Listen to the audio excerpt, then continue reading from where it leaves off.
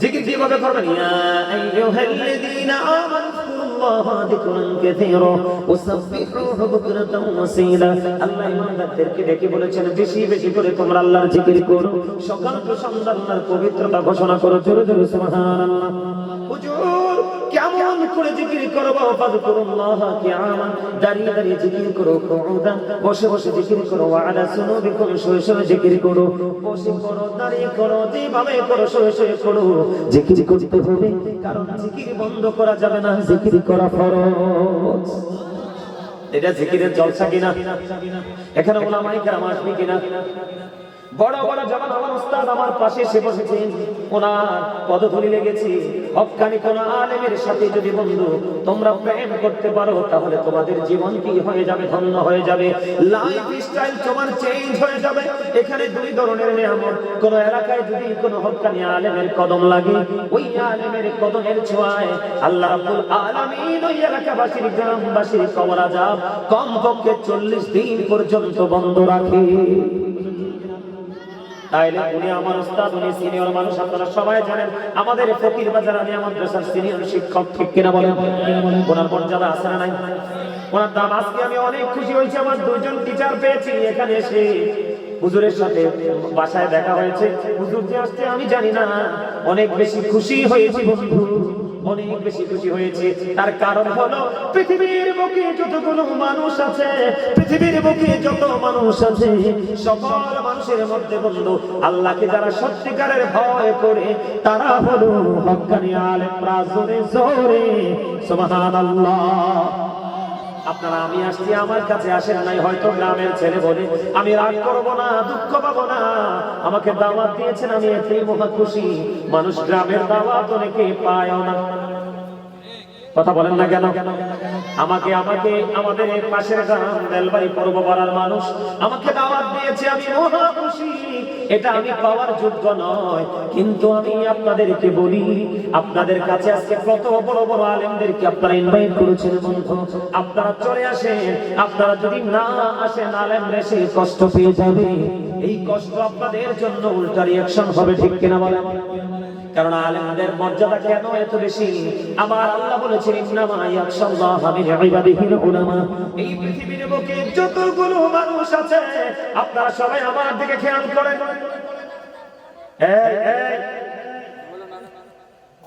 এই পৃথিবীর বুকে যত মানুষ আছে, সকল মানুষের মধ্যে আল্লাহকে সত্যিকারের ভয় করে কারা? আল্লাহকে সত্যিকারের ভয় করে হক্কানি আলেমরা। জোরে জোরে বলনা সুবহানাল্লাহ। কারা? কথা বলে না? বলছে কে? আরো ধরে বলেন না, বলছে কে? ও বন্ধু, বেলবাড়ি পূর্বপাড়ার ভাই আমার বাবা গো, আমি আমার মা বোনদেরকে হৃদয়ে জানালা করে শুনতে বলবো, পায়ে ধরে বলছি, সবাই জান্নাতের বাগানে চলে আসেন। আমি কিছুক্ষণের মধ্যে মাইক ছেড়ে দিব। আমি ছেড়ে যাওয়ার পরে আপনাদের স্পেশাল গেস্ট যারা আজকে চিফ গেস্ট আসবে, আপনারা সবার আলোচনা শুনতে হবে, না হয় ওই গ্রামবাসীর কলঙ্ক হবে। কথা বলেন না কেন? আরো জোরে বলেন। এই জন্য আমি বলবো, আপনাদের কষ্ট হলেও সবাই জান্নাতের বাগানে চলে আসেন। আমার আল্লাহ রাব্বুল আলামিন এদিকে তাকান, আমার আল্লাহ ওয়াজ করতেছে বন্ধু, আমার দিকে তাকান, আমার আল্লাহ ওয়াজ করতেছে।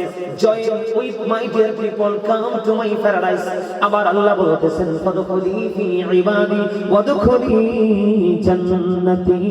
আমার আল্লাহ বলেছেন join with my dear people, come to my paradise. আমার আল্লাহ বলেছেন আমার প্রিয় লোকেদের সাথে যুক্ত হও, ওয়াদখুলি জান্নাতি, কাম টু মাই প্যারাডাইস, আমার জান্নাতে চলে আসো। তাহলে সাধারণ মানুষ যারা, অতি সাধারণ মানুষ যারা, তাদের জান্নাতে যাওয়ার দলিল হয়ে গেল হক্কানি আলেমদের সাথে প্রেম, হক্কানি আলেমদের সাথে মহব্বত। ও বন্ধু, আপনি যদি হৃদয় উজাড় করে কোন হক্কানি আলেম বা হক্কানি কোন আল্লাহর ওলিকে ভালোবাসতে পারেন, এই দুনিয়াটা আপনার যেমনই যাবে, কিন্তু ওপারটা আপনার হয়ে যাবে অত্যন্ত মধুময়। কারণ বন্ধু, হক্কানি আল্লাহর ওলিদের কোনো ভয় নেই, তাদের কোনো দুঃখ নেই, তাদের কোনো টেনশন নেই, তারা পরকালেও চ্যাম্পিয়ন। কথা বলে না কেন?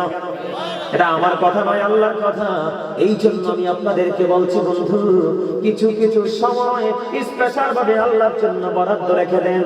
তাহলে আপনি আল্লাহর জন্য যখন সময় দিবেন, আপনার এই দুনিয়ার সময়গুলো পর্যন্ত নিয়ামতে রূপান্তরিত হয়ে যাবে। কথা বলে না কেন? হবে কি হবে না? আমি আইসা দেখলাম আপনাদের মসজিদের অবস্থা ভালো না, কি না? আপনাদের মসজিদের অবস্থা ভালো না। আমার মসজিদ হয়তো আমার শক্ত হাত থাকার কারণে অনেক প্রতিকূলতা মোকাবেলা করে মসজিদটা হয়তো আল্লাহ করিয়েছে। আমি একটু গোলামি করেছি, আল্লাহর ঘর হয়ে গেছে। আপনাদের মসজিদের অবস্থা ভালো না, পিলার গুলো দাঁড় করিয়ে রেখেছেন। ও বন্ধু, আমি আপনাদেরকে এই জন্য বলবো, সবাইকে জান্নাতের বাগানে চলে আসতে হবে। 10-এর লাঠি 1-এর বোঝা। আপনি বিন্দু বিন্দু জলকণায় সাগর হয়ে যায়, বিন্দু বিন্দু বালুকণায় পাহাড় পর্বত হয়ে যায়, ঠিক কিনা বলে? আপনি একটু একটু করে সবাই চিমটি মেরে মেরে মেরে মেরে একটা জায়গায় কিছু রাখেন, দেখবেন বন্ধু অনেক বড় একটা স্তূপ হয়ে যাবে। আপনারা যারা আছেন সবাই মানসিকতাকে স্থির করে জান্নাতের বাগানে চলে আসেন। আমার মনে হয় জান্নাতের বাগান আপনার জন্য পূর্ব নিয়ামত বয়ে নিয়ে আসবে। বলেন ঠিক না ব্যাধি? আপনারা কি আমার কথায় কি রাগ হন না খুশি হন? কথাগুলো বাস্তব কিনা? আমি আপনাদেরকে বলি বন্ধু, আপনি নামাজ পড়লে শুধু ইমানদার হতে পারবেন না। এদিকে দেখেন, আপনি যদি পরিপূর্ণ মুমিন যদি হতে চান, পরিপূর্ণ মুত্তাকি যদি হতে চান, তাহলে আপনাকে একটা কাজ বন্ধু মনটা দিয়ে করতে হবে। সূরা বাকারার 1 নম্বর আয়াতে আমার আল্লাহ বলেছেন, আল্লাযীনা ইউমিনুনা বিল গায়বি ওয়া ইউকিমুনাস সালাতা ওয়া মিম্মা রাযাকনাহুম ইউনফিকুন। আমার আল্লাহ বলে দিয়েছেন বন্ধু, সাবধানে ওরাই কারা? সাবধানে যারা অদৃশ্য বিশ্বাস করে, সালাত কায়েম করে, ওয়ামিম্মা রাযাকনাহুম ইউনফিকুন। আল্লাহ যে দৌলত দিয়েছে, সম্পদ দিয়েছে, মাল দিয়েছে, তা থেকে যারা আল্লাহর সন্তুষ্টির জন্য খরচ করে। আমার ভুল হলে আমার উস্তাদ পাশে আছে, আমাকে ধরিয়ে দেবে, কারণ টিচার তিনি কোরআনের টিচার, ঠিক কিনা রে? আল্লাহ ঠিক না? ঠিক। আমার আল্লাহ বলতেছে, আপনি যদি পরিপূর্ণ মুমিন হতে চান, আপনি যদি পরিপূর্ণ মুত্তাকি হতে চান, আল্লাহর কাছে যদি আপনি কোটি কোটি অসংখ্য বান্দাদের মধ্যে যদি আপনি গ্রহণযোগ্য বান্দা হিসেবে নিজেকে আল্লাহর রহমতের খাতায় যদি আপনি নাম লেখাতে চান, তাহলে আপনাকে 3টা কন্ডিশন একদম ক্লিয়ারলি ভাবে মানতে হবে। কয়টা? কথা বলেন না কেন? কন্ডিশন কয়টা? একটা হলো আপনি গায়েবকে বিশ্বাস করতে হবে। যেই যেই জায়গায় বিশ্বাস রাখা প্রয়োজন, সেই সেই জায়গায় যেই যেই প্লেস, সেই সেই নিয়ামতকে আপনি বিশ্বাস করতে হবে। কিন্তু আপনি চোখে প্র্যাকটিক্যালি দেখতে পাবেন না, বিশ্বাস রাখতে হবে। এটা রাখার পরে যথা নিয়মে আপনাকে সালাত কায়েম করতে হবে। এরপরে বন্ধু আপনার কাজ হলো, আপনি এটা করার পরে আপনার কাজ হলো বন্ধু, আপনাকে আল্লাহ যে দৌলত দিয়েছে, মাল দিয়েছে, তা থেকে আপনার দান করতে হবে। আপনি দানের ক্ষেত্রে যদি লোকাল প্লেস, আপনি যদি বাড়িতে দান করতে চান, আমার কথা শুনেন, এই যে রমজান মাস আসলো, ঠিক কিনা বলেন? আজকে আমি বেশি পারিনি, আজকে অনেকগুলো মানুষকে মোটামুটি ইফতারি 15 দিন কমপক্ষে ইফতার করতে পারবে যে ইফতার সামগ্রী দিয়েছি। আমি কিন্তু আগে আমার বাড়িতে এসে যে বিকালবেলা যতটুকু সম্ভব, কারণ লিস্ট পাই নাই, বেশি দিতে পারি নাই, যতটুকু লিস্ট আমাকে বাবুল কাকা পাঠিয়েছে ততটুকুই আমি পৌঁছে দিয়েছি। বলে হুজুর কেন দিয়েছেন? আমি কিন্তু শহরে প্রতি বছরে দিতে থাকি। আজকে দেওয়ার কারণ হলো, মা আয়েশা সিদ্দিকা রাদিয়াল্লাহু তাআলা আনহা প্রশ্ন করলেন, ইয়া রাসূলুল্লাহ, আমার 2 জন প্রতিবেশী আছে, আমি 2 জনকে দিব। ইয়া রাসূলুল্লাহ, ইয়া হাবিবাল্লাহ, নবী গো, আমি কাকে আগে দিব? আমার রাসূল বললেন, যার ঘরটা তোমার ঘরের খুব কাছে, তাকে আগে তুমি দাও। তাহলে নিজের কাছের মানুষ আগে পাও না, পরে দূরের মানুষ। আপনারা কি হাসতে পারেন না? আল্লাহ রাসূল আমাদেরকে সুস্থ থাকার জন্য যে অপশনগুলো দিয়েছে, এর মধ্যে একটা অপশন হলো হাসি। আপনি সুস্থ থাকার জন্য যে অপশনগুলো রাসূল দিয়েছে, এর মধ্যে একটা অপশন কি? হাসি। হাসি খুশি জীবন মানুষকে ফ্রি রাখে, সাফার করা থেকে মানুষকে দূরে রাখে, মানুষের মন থাকে নরমাল। তবে অনেক বেশি হাসা যাবে না, অনেক বেশি হাসলে দিল মরে যাবে। এজন্য হাসির সময় মাঝে মাঝে হাসতে হবে, গোমরা থাকা যাবে না। গোমরা থাকলে কিন্তু হার্টে প্রেসার আসবে। কথা কি বুঝতে পারেন না? তাহলে কাকে আগে দিতে হবে? আগে প্রতিবেশী খুব কাছে যে, তাকে আগে দিতে হবে রে। মানুষকে দিলে খাওয়াইলে আমার আল্লাহ খুশি না বেজার? কথা বলেন না কেন? আমার দিকে তাকান, ও বন্ধু আমার দিকে তাকান। আমি কি বলি একটুখানি শুনে নেন। আগামী দিন অথবা গভীরভাবে চিন্তা করলে বুঝতে পারবেন নিয়ামতগুলো কত অপূর্ব। আমার রাসূলের কাছে একদিন মেহমান আসলো, আসার পরে তার খাবার লাগবে। নবীজির ঘরে খবর পাঠালেন, নবীজি খবর জানিয়ে দিলেন এই ঘরে কোনো খাবার নাই। ইয়া রাসূলুল্লাহ, ঘরে পানি ছাড়া আর কিছু নাই গো রাসূল, পানি ছাড়া আর কিছু নাই।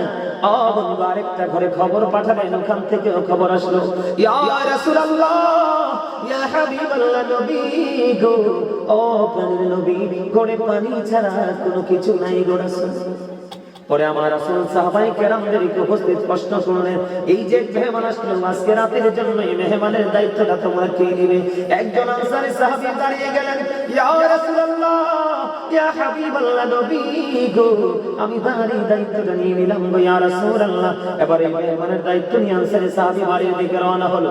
বাড়িতে চলে গেলেন, যাওয়ার পরে বিবিকে প্রশ্ন করলেন, বিবি রে, ঘরে কোনো খাবার আসেনি? এবার বিবি উত্তর দিলেন, ইয়া রাসূল। বিবি আবার উত্তর দিলেন, স্বামী স্বামী গো, আমার ঘরে ছোট্ট একটা বাচ্চা আছে গো, এই বাচ্চার খাবার ছাড়া আর কোনো খাবার আমার কাছে নাই।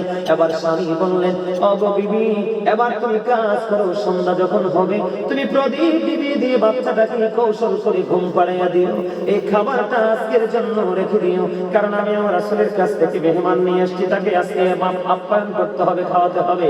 এই কথা বলার পরে এবার বিবি স্বামী যেমন বললেন বিবিও তেমন কাজ করলেন। করতে করতে করতে করতে বন্ধু এবার কি হয়ে গেল, খাবার খাইলো, তারা রাতটা অতিক্রম করলো। সকাল যখন হলো, এবার ধীরে ধীরে ওই আনসারী সাহাবী যখন রওনা দিল, আমার নবীজি তাকে দেখে দেখে মুস্কি হাসে, জোরে জোরে বলুন সুবহানাল্লাহ। আমার রাসূল তাকে দেখে হাসে, আমার রাসূল তাকে দেখে মিষ্টি মিষ্টি করে হাসে, ইয়া রাসূলুল্লাহ, ইয়া হাবিবাল্লাহ, নবী গো, আপনার চেহারার মধ্যে অত্যন্ত মিষ্টি হাসি দেখা যায়, নবী গো, তার কারণ কি? আমার নবীজি বললেন, তুমি গত রাত্রে মেহমানের সাথে যে ব্যবহার করেছো, এই ব্যবহার আমার আল্লাহর কাছে পছন্দ হয়েছে, আমার আল্লাহ খুশি হয়েছে, এই খবর আমি পেয়ে গেছি, সেই জন্য তোমাকে দেখে এসেছি। মানুষকে আদর করলে, খাওয়াইলে, দান করলে লাভ না লস? আপনি যদি সওয়াবের নিয়তে নিজের সন্তানকে, নিজের বিবিকে, নিজের ফ্যামিলি মেম্বার যারা আছে, সওয়াবের নিয়তে যদি আপনি তাদের পিছনে একটা পয়সা পর্যন্ত খরচ করেন, আমার রাসূল বলেছেন, তুমি যদি নিয়ত করো যে এখান থেকে তুমি কি করবে, বেনিফিশিয়ারি হবে, এখান থেকে তুমি বেনিফিট নেবে, এখান থেকে তুমি সওয়াব নেবে, এই রকম চিন্তা যদি তুমি করে, তোমার আপন স্বজনকে যদি তুমি খাওয়াতে পারো, ফ্যামিলির সদস্য ইভেন বাচ্চাদেরকেও তুমি খাওয়াও, তোমার প্রত্যেকটা পয়সার বিনিময় তোমার আমল নামায় দেওয়া হবে সদকার সওয়াব। জোরে জোরে বলেন না সুবহানাল্লাহ। তাহলে লাভ না লস? খবর কি মজার না সাজার? আরো জোরে বলেন না। এই শিক্ষা থেকে আমরা কেন ধরি? বাড়ি যখন ধরি আমরা হুট করে করে ফেলি, কিন্তু মসজিদ যখন ধরে রে বছরের পর বছর গড়াগড়ি যায়। কথা বলেন না কেন? মাদ্রাসা, মসজিদ, বন্ধু, তোমার কাল কিয়ামতের দিন তোমার ইমাম সাহেবের সাক্ষী হয়তো বা তোমার জন্য বড় ওসিলা হয়ে জান্নাতের দলিল হয়ে যাবে। তুমি তোমার ইমাম সাহেবকে খাওয়াতে পারো না, তুমি তোমার ইমাম সাহেবের হাদিয়াটা তুমি দিতে পারো না, তাহলে তুমি কি করলে? তুমি কি মনে করেছো তুমি নিজের আধিপত্য বিস্তার করে জীবন যাপন করার জন্য এসেছো? না না না, তোমাকে আল্লাহ কন্ডিশন দিয়েছে, এই কন্ডিশনের মধ্যে থেকে তোমাকে জীবন যাপন করতে হবে, তাহলে দুনিয়া এবং আখিরাত দুটোই হবে তোমার জন্য নিয়ামত। ঠিক কিনা বলেন? আরো জোরে। আমার কথা কি বুঝতে আপনাদের অসুবিধা হয়? অসুবিধা হয়? কথাগুলো খারাপ লাগে? আরো জোরে বলে। এই দান করার দরকার আছে না নাই? দান, সবচেয়ে উত্তম দান হলো বন্ধু আল্লাহর ঘর বাইতুল্লাহতে দান করা। বিশ্বাস করেন, আমি এখনো পর্যন্ত অন্যের ভাষায় বাড়া থাকি, এখনো পর্যন্ত আমি অন্যের বাসায় ভাড়া থাকি বন্ধু। আমার মসজিদে প্রায় 48 থেকে 49 লক্ষ টাকা গেছে আমার মসজিদটা যখন আমি করেছি। বন্ধুরে, আমার চট্টগ্রাম থেকে আমার এক ভক্ত ফোন দিয়ে বলেছিলেন, হুজুর, আমি জানি আপনি আপনার বাড়ি নাই, গ্রামের বাড়ি ছেড়ে এসেছেন, কিন্তু মসজিদ ধরেছেন কেন? আমি তাকে উত্তর দিয়েছিলাম, আমি যদি ভাড়া বাসায় থাকি তাহলে আমার দেখা মিলবে আজরাইলের সাথে, আমি নিজের বাড়িতেও যদি থাকি তাহলেও আজরাইলের সাথে আমার সময় হলে দেখা করতে হবে, কিন্তু নিজের ঘরে থাকলেও মরণ হবে, ভাড়া বাসায় থাকলেও মরণ হবে। কিন্তু আমার লোভ হলো ওই জায়গায়, যেদিন আমি বন্ধু জানতে পেরেছি যে এই ব্যক্তি ছোট হোক বা বড় হোক, এই দুনিয়ার বুকে যে ব্যক্তি মসজিদ বানাবে, তিন দিয়ে হোক, মাটি দিয়ে হোক, বড় করে হোক বা ছোট করে হোক, আমার রাসূল বলে দিয়েছেন, যে ব্যক্তি বন্ধু মসজিদ বানাবে তার জন্য আমার আল্লাহ স্পেশাল ঘর জান্নাতে বরাদ্দ করে রেখেছে, যেটা হবে সকল জান্নাতীদের মধ্যে স্পেশাল গিফট। মজা পাইলা? আপনারা বুঝেন নাই তো? সুবহানাল্লাহ বলেন নাই কেন? খাবারে লবণ না দিলে খেতে পারবে কেন? মজা হবে না? Thank you very much, absolutely right answer. খাবারে লবণ না দিলে কি খেতে পারবে? এই বাচ্চাটাকে বসান, এই বাচ্চাটাকে বসান, এটা কিন্তু দুষ্টামির জায়গা না, এটা জান্নাতের বাগান। বাচ্চাটাকে কিছু